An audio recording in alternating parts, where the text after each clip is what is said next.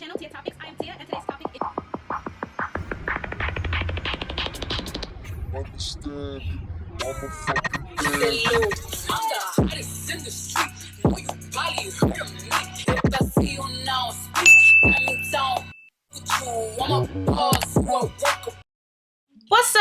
What's up, YouTube? Welcome back to my channel, Tia Topics. I am Tia, and today's topic is makeup.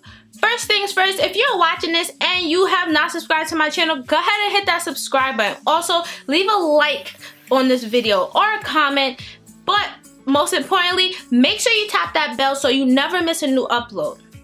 Today, I'm coming at you with a makeup video, but today I will be trying to follow a very well-known makeup artist on YouTube, James Charles. Now, he has this video telling you how to get perfect skin with makeup. I'm gonna test out his theories and his methods. I'm gonna follow along, and we're gonna start that right now. So the first thing he says to do is start off with a clean face and clean hands. Check. The next thing he says is to use a moisturizer. Moisturizer that I'm going to be using is this Clinique Dramatically Different Moisturizing Gel. This is formulated for oily skin, and when I tell you my face has been looking so good since using this, my face has been looking amazing. So I just put a little dollop, rub it into my skin. I'm gonna go ahead and start this video. Charles here, and welcome back to my YouTube channel. Just in case you guys missed last week's video, which if you did, you need to click right up here. Go check it out. You will not regret it, I promise. There's a huge trend going on YouTube right now where different YouTubers try to follow and recreate beauty gurus makeup tutorials. Jenna Marbles did mine, biggest honor of my entire life. Thomas Halper did it, Rachel Ballinger did it, and also Rylan Adams did it. So cool, some of my favorite people in the entire world. Okay, so but they're watching. The way I always like to prep my skin before putting on makeup or before videos is with a moisturizer. I'm probably gonna blow your mind right now. Well, maybe not. Hopefully you guys are a whole lot smarter than I was when I first started doing makeup, but you never know. I certainly did not know. Oily skin is not the same thing as hydrated skin. No matter what your skin type is, even if you were dripping bodily oils by the end of the day, ew, but I can relate on a spiritual level, you should be moisturizing your skin. The next step is going to be primer, and for today's video I'm going to talk about the Benefit Professional Primer. I don't really use primers that often, but when I do... Next he says, I'm going to put on primer. I have my Fenty Beauty Primer here. I really love this primer. It wasn't too expensive. It was about like $13, I think. And it works wonders. I'm just going to grab a little pea-sized dollop. I'm going to place this primer in the areas that I have most skin texture and pores, and that is going to be kind of right here on the cheek region, right in the middle of the forehead, and on the chin. But what I'm not going to do is put it on the nose, and I'll get to why in a few short seconds. Basically what we're going to do here is what I like to call priming the nose. That is why I did not put any actual primer on my nose, because I feel like a lot of times primer on the nose makes everything kind of slip and slide around, which is obviously the opposite of the goal. So I'm going to grab a really full coverage heavy duty concealer, and what I'm going to do is literally just go all over my nose and really pack this in. Ridiculous with this on, but I know this looks crazy right now, but adding this first layer of concealer all around the nose region is really going to add like a layer of reinforcement when it comes to the foundation later on. So if the foundation kind of wears off throughout the day, it'll wear off to the concealer underneath. So the next step is going to be a foundation, and the foundation I'm using is Fenty Beauty. What color is this? 445, okay? I usually use a brush, but he's advising that we use a damp sponge. So I have my sponge here that I just ran under hot water and squeezed out. So I definitely really love sponges over brushes for applying foundation, because it does soak up a little bit of the product and kind of really pushes it into the skin, which gives a much more natural skin-like appearance rather than a brush that just kind of like pushes it all around, and oftentimes gives you blending issues as well. Sponges all the way, 100%. Another question that I get asked literally all the time about foundation application is, how do I find the right foundation for my skin tone? And although I might not be the best person to ask for that, We all know why.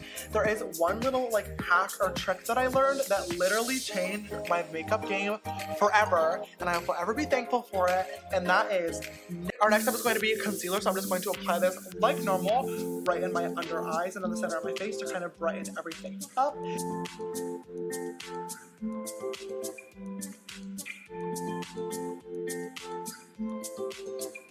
Before I go in and blend out my under eyes to get rid of the creases, I'm gonna have my setting powder at the ready.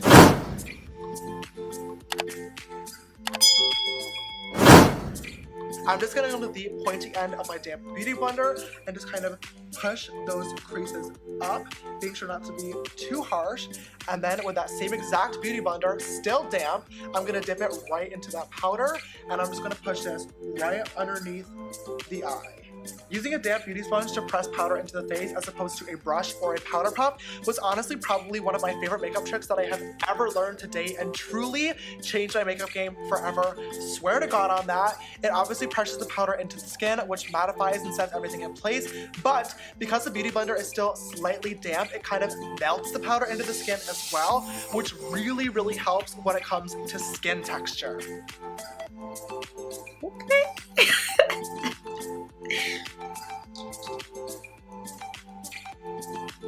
Throughout my makeup routine, especially after using a lot of powder, I really like to go in with a light spritz of MAC Fix Plus. I feel like this really does a good job of kind of melting all the powders into the skin, and once again, eliminating that cakiness. And then I just go to my fan and make sure to dry it right off before moving to the next step, because as much as I do love a wet and dewy base, obviously having a wet face is gonna mess up any powder products later on. Now that our base is done and we are looking even, we have to contour, because as good as our skin looks right now, we're looking a little bit flat Stanley-like. So to do that, we're going to use contour and a bronzer, which are not the same thing. Next up is the contour and the bronzer. Apparently, they're not the same thing. I have this powdered contour. I don't usually use this one. I probably used it maybe when I first started doing makeup, but then I stopped once I found liquids. But he's using a powder, so I'm gonna use a powder, and this is the only one I have, so we're gonna be using this one. This was purchased at a beauty supply store, and then the bronzer is the e.l.f. brand. Is it bronzer or bronzer? I'm actually going to go in and I'm going to bronze my face using my Benefit Hoola bronzer and my Morphe M527 brush. This is a very, very big fluffy brush, which allows us to get all over color, but I'm just going to dip it right in, tap it off because you don't want too much on there. But then I'm going to go in right on the cheekbone and kind of place that powder on there. I'm also going to follow that bronzer up and bring it onto the sides of my face and on my forehead as well, kind of all over the place. The point of bronzer is not to sculpt your face. It is to give a very, very beautiful bronze glow. Bronzer is a really, really great alternative to that, and this also provides kind of like a transition color in between our natural skin tone and the contours that we're about to put on next. We just bronzed, which brought a lot more color and dimension to our face, but now we want to contour, and the whole point of contour is to kind of sculpt your face out, going right in on your different bone structure to really enhance your natural feature. Our bronzer was obviously a warm tone shade, so now I'm going to grab that angle brush that I was talking about before and dip into mostly this shade, but just a slight, tiny bit of this one, tap it off, and I'm going to be much more precise with the placement of my brush, and that is contouring.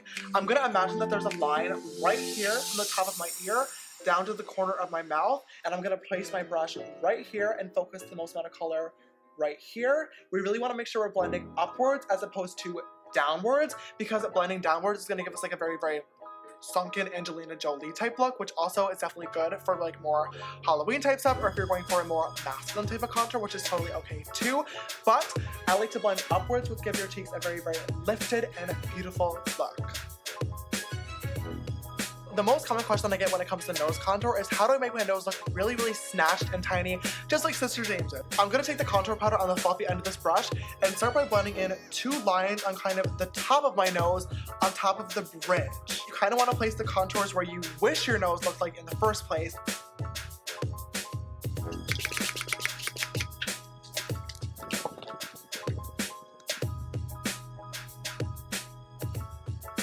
Place this shade right on the top of my cheekbone, and you can see already how blinding that is. Oh, literally so pretty. Oh my god, do you just see how like flawless this looks?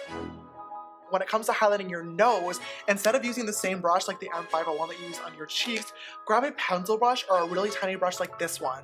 Use obviously the same exact highlighter, but using a more defined brush for your nose highlight is going to really keep that illusion going and reinforce just the contour. Because if you put the highlight all over, it's going to completely ruin the effect of the pinched nose, but if you put it just on the tiniest tip of the nose ridge, right in between those two contour lines, it's really going to further the illusion and make it look like your nose ridge is literally like barely even breathable.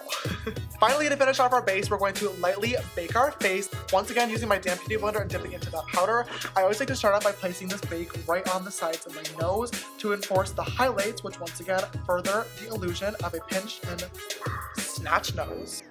I'm going to grab a little bit more powder and just pack this right underneath the line of my contour, and when I wipe this off in a little while, it's going to kind of brighten up that entire area and just clean up the contour, which just makes it look a little bit more defined and a little bit more cut and snatched. While this powder bakes in place, that completes the base makeup for today. He baked and then left it on for a little while. I don't know how I feel about this yet. Usually bake here and here and here, but not here.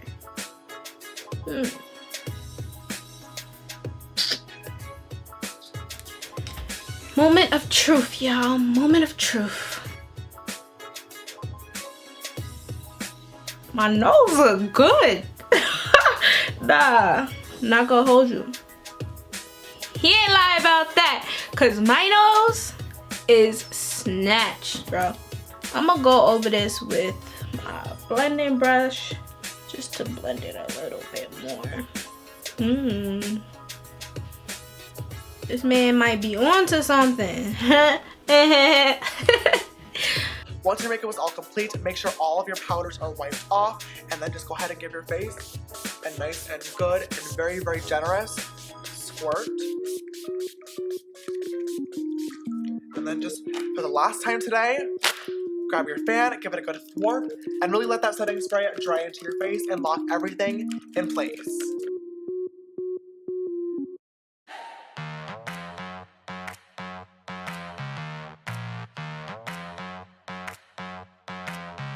So this is how the perfect skin came out. Now, he's got something cooking, okay? Because my nose, like, I love the way my nose is contoured right now. And I feel like it's so smooth looking. I don't know, usually when I do my makeup, it's a little like powdery, cakey, like really matted, but this just might be the perfect skin because your girl, like, makeup where? Let me know in the comments below what you guys think of this makeup look. Now, it's just like, this might be just how I start doing my makeup now, like, because, like, you see the glow? I didn't think that the contour was gonna pull through when I was doing it. I wasn't sure if it was gonna pull through or what was happening there. I think I can really see it. I don't usually use the powder, but yeah, gotta try something new. Anyhow, I really hope you guys enjoyed this video. Don't forget to leave a like, a comment, and subscribe to my channel if you're not already subscribed. I hope you all have a wonderful day, and later, y'all.